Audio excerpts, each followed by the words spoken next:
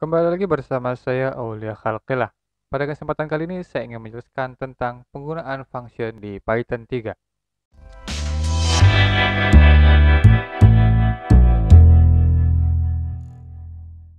Oke, langsung saja. Di sini saya membuat sebuah file baru. Saya buat dengan nama introduction to function saja ya, biar lebih jelas. Introduction to function.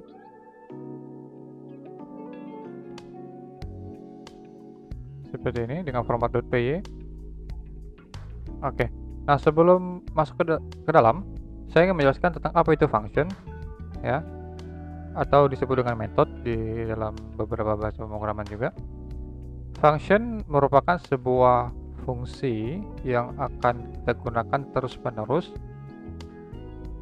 di berbagai macam program yang kita buat di kemudian hari. Jadi function itu bisa kita sebut sebagai program yang sudah baku, ya, atau algoritma yang sudah baku, yang sudah jadi gitu, yang akan kita gunakan terus-menerus. Jadi kita tanpa harus menulis program yang sama berulang kali. Itu disebut dengan function. Oke, di dalam Python, ya, penulisan function diawali dengan perintah def seperti ini. Kemudian diikuti dengan nama functionnya itu sendiri. Misalnya di sini saya ingin menampilkan atau membuat sebuah function atau fungsi menampilkan sebuah tulisan ya dengan nama function yaitu show, buka kurung tutup kurung untuk lebih sederhananya dulu, diakhirkan dengan titik 2 ya. Ini struktur dari penulisan function yang ada di dalam Python. Kemudian apa yang ingin kita tampilkan, misalnya sebuah variable, maka di dalam kurung ini def sama dengan show dalam kurung kita buat suatu variable input ya, katakanlah sebuah nilai value apapun itu nilai value-nya.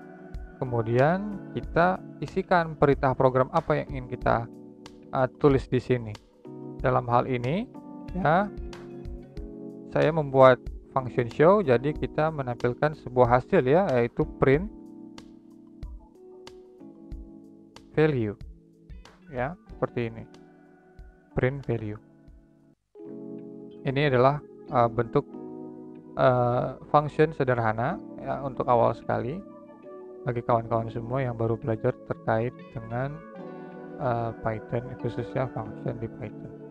Untuk penggunaannya ya, kita bisa menampilkan atau memanggil perintah show ya, buka kurung, katakanlah saya ingin menampilkan inputan dari variabel atau nilai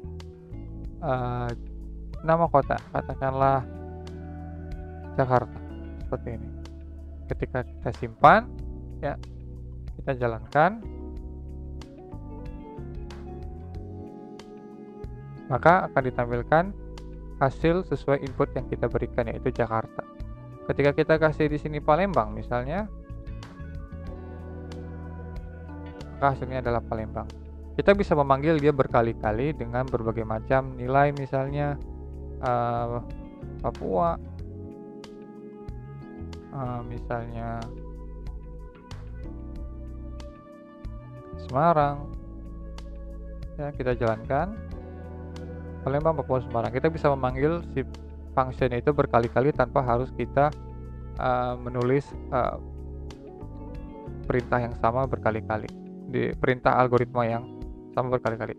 Ini terlihat seperti kita mengulang perintah ini saja ya, mengulang perintah print, padahal show sama print itu sama. Namun ini akan terlihat lebih berguna ketika kita membuat program yang kompleks ya, kompleks. Contohnya misalnya seperti ini. Di sini saya komenkan terlebih dahulu ya. Di sini saya ingin menampilkan atau membuat sebuah function untuk mencari akar ya. Function untuk mencari nilai akar. dari suatu nilai gitu ya. Kita tahu bahwa misalnya akar dari 4 adalah 2 ya. Secara matematika nilai akar itu diperoleh dari rumus X pangkat setengah seperti ini ya. X pangkat setengah seperti ini ya. Kalau kita tidak menulis dia dalam bentuk function, maka kita akan terus menulis dia seperti ini. X pangkat setengah di program pertama kita buat, kemudian di program lainnya juga kita panggil X pangkat, kita tulis dengan X pangkat setengah dan seterusnya. Ketika kita menggunakan function, kita definisikan seperti ini definisi akar ya. Kita sebuah input value nilai, kemudian kita buat di sini, kita tulis sebuah variabel bebas ya, variabelnya a, katakanlah akar ataupun variabel apapun itu, dimana kita masukkan rumusnya ini X pangkat setengah. Dalam hal ini variabel inputnya adalah value ya, value pangkat setengah ya. Kemudian kita tuliskan returnnya, hasil dari variabelnya apa, variabel a, kita hasilkan return a, kita keluarkan si outputnya a. Beda dengan yang sebelumnya, di sini langsung ditampilkan print ya, print langsung ditampilkan hasilnya di dalam itu, di dalam terminal. Kalau ini dia disimpan dulu ke dalam variabel, kemudian dikeluarkan variabel tersebut, dikembalikan variabel tersebut ke luar function. Jadi kita bisa akses hasil dari function tersebut secara langsung. Kita panggil ya, seperti yang saya bilang tadi, kita bisa akses output dari functionnya itu berupa nilai akar ya. Kemudian maksud saya jangan akar karena sudah dipakai dalam function, kita sebut dengan nilai akar ya, nilai underscore akar, kita panggil functionnya akar, kemudian kita input sebuah nilai yaitu 4 ya, katakan, kemudian kita tampilkan print nilai akar seperti ini, nilai underscore akar maksud saya. Ketika kita jalankan, maka hasilnya seperti berikut. Nilai akar 4 adalah 2. Saya jelaskan sedikit lagi, saya ulang sedikit lagi maksudnya. Return A ini ya artinya adalah kita mengembalikan output dari value pangkat setengah ini. Karena kita menggunakan variabel A di sini, maka outputnya adalah variabel A. Kemudian dengan menggunakan return, kita bisa mengakses hasil dari function yang kita gunakan di luar function yang kita buat. Jadi seperti ini ya, hasilnya ini kita bisa akses dari luar function itu sendiri, kecuali kalau misalnya kita abaikan return A, kita nonaktifkan, kita hanya nulis dia di dalam function itu sendiri, maka kita tidak perlu menulis print nilai akar ini. Kita nonaktifkan seperti ini, akar 4 ya, maka hasilnya adalah tetap sama 2 seperti ini, namun dia hanya ditampilkan di dalam function itu sendiri. Jadi kita tidak bisa mengakses dia di luar function. Misalnya kita tulisnya seperti ini ya, kita tulis seperti ini ya, maka hasilnya adalah none ya.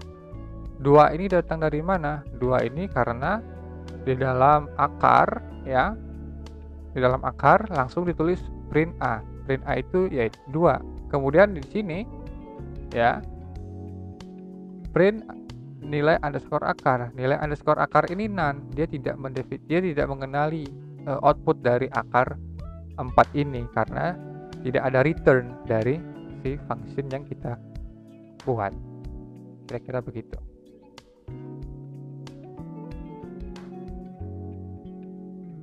Di sini saya komenkan.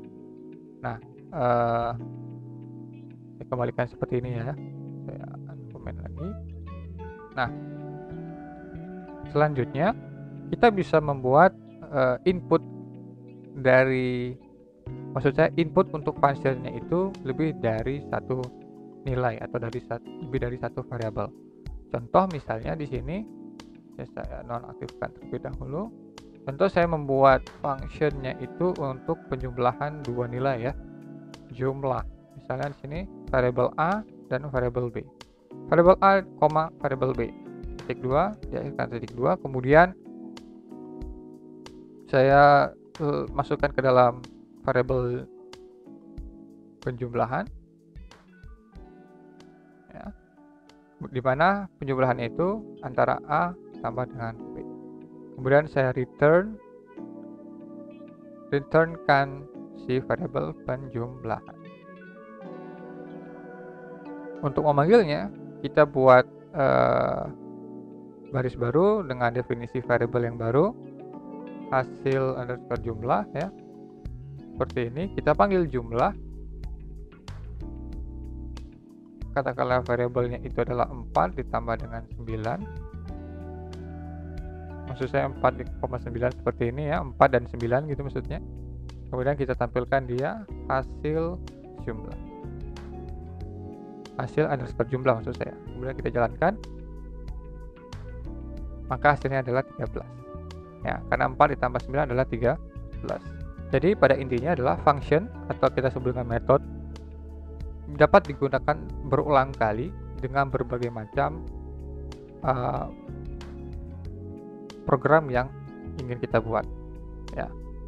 Contoh misalnya ini karena sebelumnya kita buat function jumlah ya, jadi contoh yang pertama adalah jumlah 4,9, kemudian saya panggil lagi misalnya hasil jumlah yang kedua, yaitu jumlah dengan nilai yang lain ya, katakanlah 3 ditambah dengan 5 katakan, kemudian kita tampilkan hasil jumlah 2, maka tampilannya atau hasilnya adalah seperti berikut, 8 ya, 3 ditambah 5 adalah 8. Seperti yang saya katakan sebelumnya, penggunaan function akan sangat berguna ketika kita membuat program yang kompleks ya, dimana program yang kompleks itu akan kita gunakan terus-menerus di dalam project program yang akan kita buat.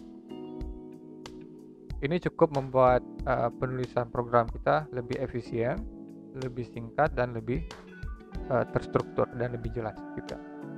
Mungkin ini dasar-dasar pengenalan penggunaan function di Python 3. Selamat mencoba, selamat belajar, terima kasih.